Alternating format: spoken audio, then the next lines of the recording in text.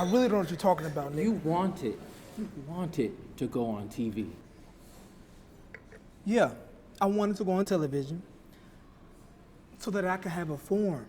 I can fight back. People, they see me. I'm known. You are making spectacle. I wouldn't even be in a situation if it wasn't for you. I mean, everybody I meet here, the big question is do I know you? Sure. That's the big question. Sure. Do I know you? Just back up 1 second. 1 second. When did I ever need to ask you to come out? Here. Yep, good. All right, good work, guys. Good work. Good. That was intense. But you don't know. Acting is just different. It's really different. To be at a survey, crowd, survey what's going on within a particular scene, and be able to not reenact but give a new creation on the spot. And I think I love the creativity that acting has within it and the elements of that. And I learned so much through my educational side of acting, that things I just didn't know, like the way how lighting plays, within a particular scene, how it creates a different mood or a different environment. It's just so many levels and pillars to acting and to film in general that I really see myself, diving more into year in and year out.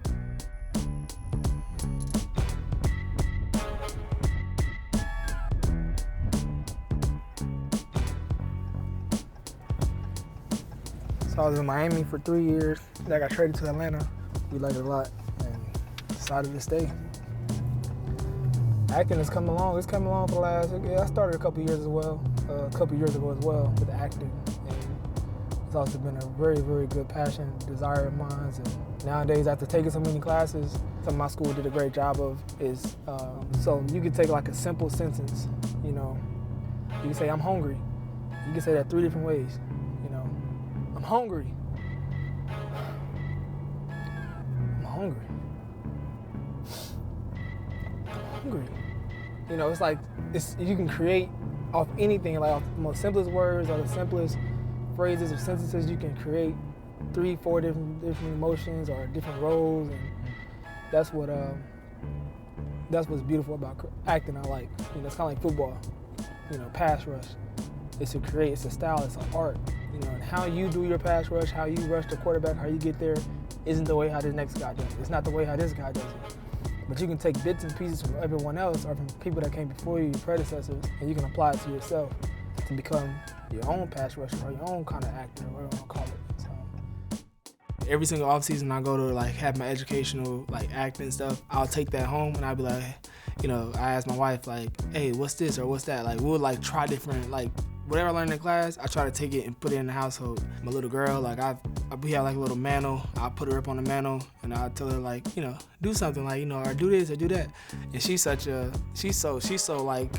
camera friendly. It don't even make no sense. She knows exactly what to do in any form. Whenever there's a camera on her, she knows what to do in that context. So that's kind of where you get into acting is bigger than just what I want to do. It's a skill that if I develop and I harness, good enough, I can literally teach her how to do this. Might be the first team meeting. Let me direct y'all through this and tell y'all what's going on. To me, that's even more beautiful than just me, myself, and I'm an actor. But it's no, I know the educational side, I know the background of it, I know cameras, I know lighting. I can pass this on to you. And now you can say, okay, do I want to do acting? Do I want to do, play sports or case may be? So that's what my wife and I are finding is man, these things that we want to do in life, we can literally just pass these on. And I know it might sound okay, obviously, but no, it's when you have a child and you really start teaching them the things that you know, it's just a game changer. It really is. That's how Wing Chun is. Everything. I think that's kind of what I like about the things that I am involved with. That they're all creative. They're all creative and they're all unique to you. There's no set rubric on how you have to do it. It's however the boat flows. I think those are the best kind of arts. Yeah, if I head over to the school, to the Kung Fu school, and see what Seafood has for us today. See what it's been a little minute, so see what kind of how we're gonna improve today. One day at a time.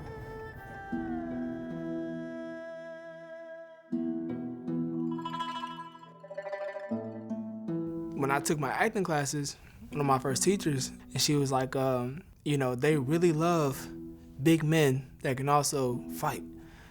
And I was like, really? And I told her, I said, I used to box. Like, I have a boxing background too. Like, I'm not, no, golden or golden glove, nothing like that. But I had a background. She was like, you should take up martial arts. And from there, I was like, okay, cool. And then where I lived in Atlanta, the absolute best, obviously I'm biased, but one of the best schools that I could possibly train at was Ways Kung Fu in Atlanta, Georgia. And I studied the style of Wing Chun, which is a branch of like Tai Chi. We have two different sides, actual practice Wing Chun side, and we also have a Kung Fu side, which is it's called Tea. Kung Fu is tea, in Mandarin, and that's pretty special and unique about our school as well, is that it serves different purposes. It's not just a place where you come and train and you learn how to be better in Wing Chun, but you also come in, to have enjoy, to have joy, to be able to sit down and, especially at post-pandemic, be able to sit down, have a cup of tea with other guys or other guys you train with, be able to have a cup of tea and just discuss life. So, new baby. New baby, back to the beginning. Yeah, back to the beginning. That's been fun though. It's like the second time around, you kind of know. Yeah, that's what it is. That's right. You know what to do now. That's exactly it. Yeah, you're not caught by surprise. You're not like learning those new skills. You're sort of like, okay, I got this. Yeah.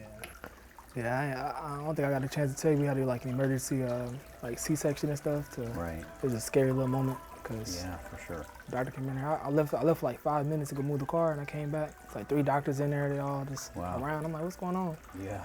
And like the baby's heart rate been under 60 for the last 12 minutes. And we got to hurry up and get her out of there. Did the operation. Everything came out great. So. Good news. Good news. Yeah, I'm so happy for you. Congratulations. Thank you. Yeah. So this tea, pu'er tea we're drinking today, there's L-theanine in the tea. And what that does is it has a calming effect. But also in the tea is caffeine. It gives you the ability to stay focused, to be razor sharp and be in the moment, but it also lets you be relaxed. Wing Chun in of itself is a very different style of martial arts. It's a soft style, and that's something I see as well as being something that if I harness it, if I develop enough Kung Fu, which is skill, if I develop enough of it, it can also be passed down to my daughters. And it's so crazy that I have daughters because like it was created by a woman, not just for women, but for everyone, but for smaller individuals. It's not, it's not overbearing, it's not, bombastic, it's very smooth, elegant, and it's definitely taken a plant in my life.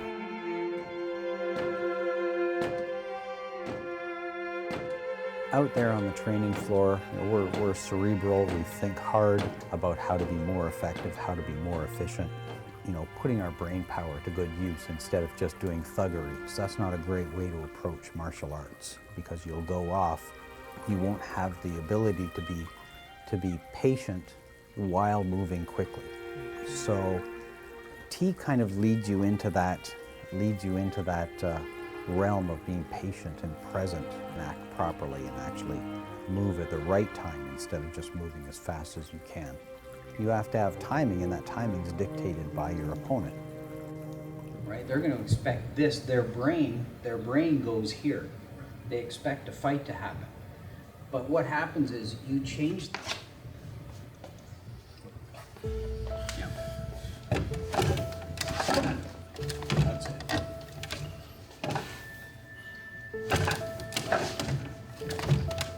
So you meet someone. Give me an arm. Yeah, give me an arm. So you meet someone, you go in, and if you can, okay, can bounce them and go. But sometimes you're going to meet that arm, it's too strong. You just take them. So you get that sensor out there, feel, and then decide. Yeah.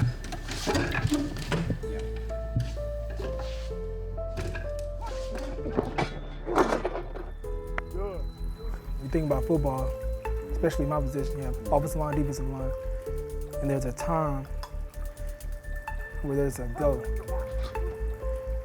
where the fight is on, where it starts, you know. And from that moment on, every single step, your approach, your intention along with the approach, it all matters. The stepping, the change of hands, it all comes into play.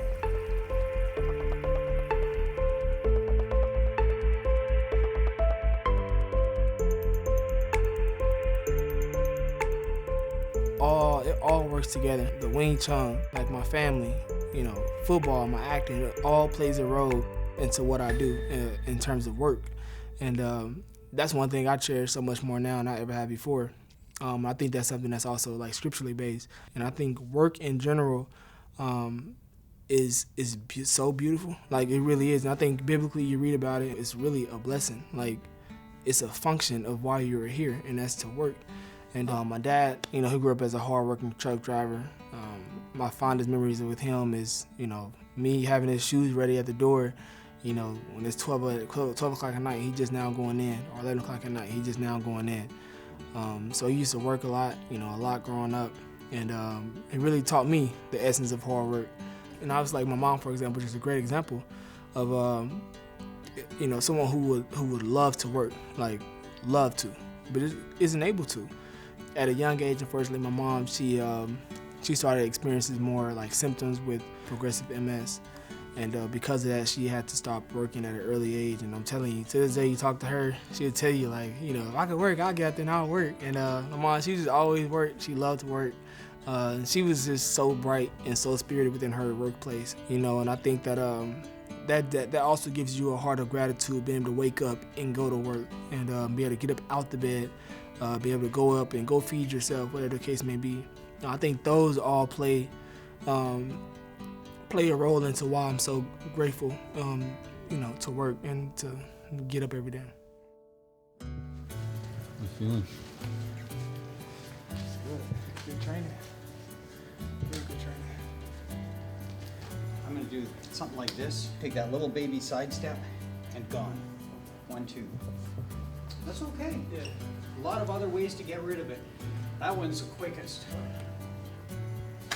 There it is. So it's always little subtleties of skill within it, and that's where the mice and John comes in, because you look at it, you're like, okay, two people just run at each other, they did some hands, okay, cool. But the question is there a better way? Is there a more efficient way?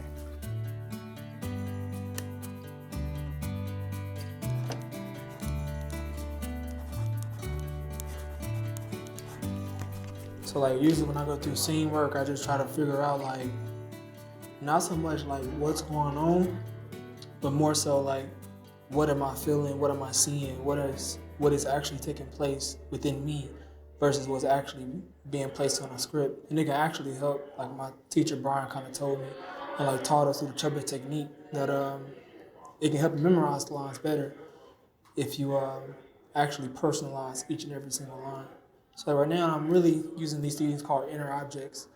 Or like if there's like a certain line I'm reading, I'm like, yo, what does this refer to me? Like who in my life can I bring up, or what situation have I had in my life that this has happened to? And so when you get into it, it's like, yo, I'm not even talking to you, my partner. I'm really talking to my childhood best friend, my parent, or my sibling, or a friend that I had, or an associate, or somebody at my job. But the thing about substitutions is the more personal they are to you, the closer they are to you, the stronger that emotion can be. And so sometimes there could be a situation where you don't need a strong emotion such as a parent. You need something like a friend, because your reaction would be, this is how I would talk to my friend if they did X, Y, Z, versus this is how I would talk to my parent if they did X, Y, Z. It's a different level of respect, right? It's a different level of energy that I want to provide when that certain line comes across. So starting at exit line with no, Nikki, when you asked me if you could come out here, what did I tell you? Oh, back up? Yeah, we're gonna back up to that part, right? Perfect.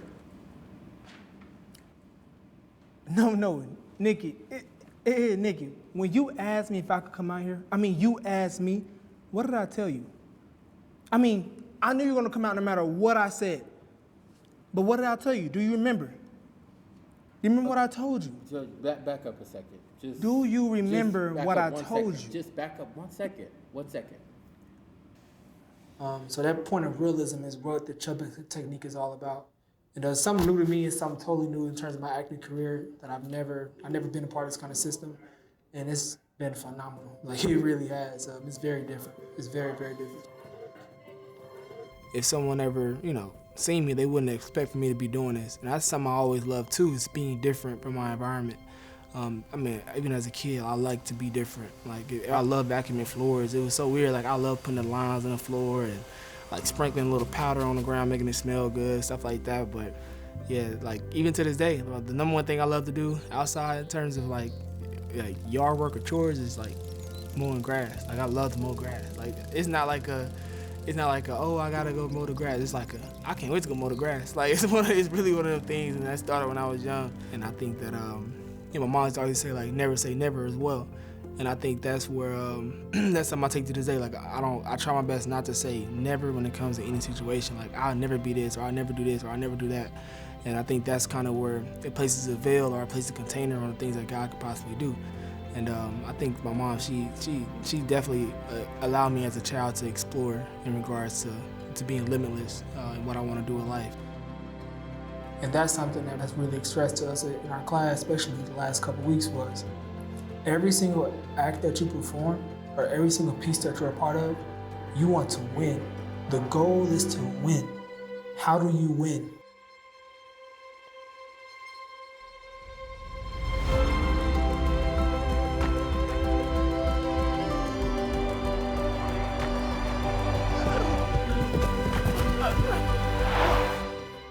It's a lot to it, but we slowly build into it.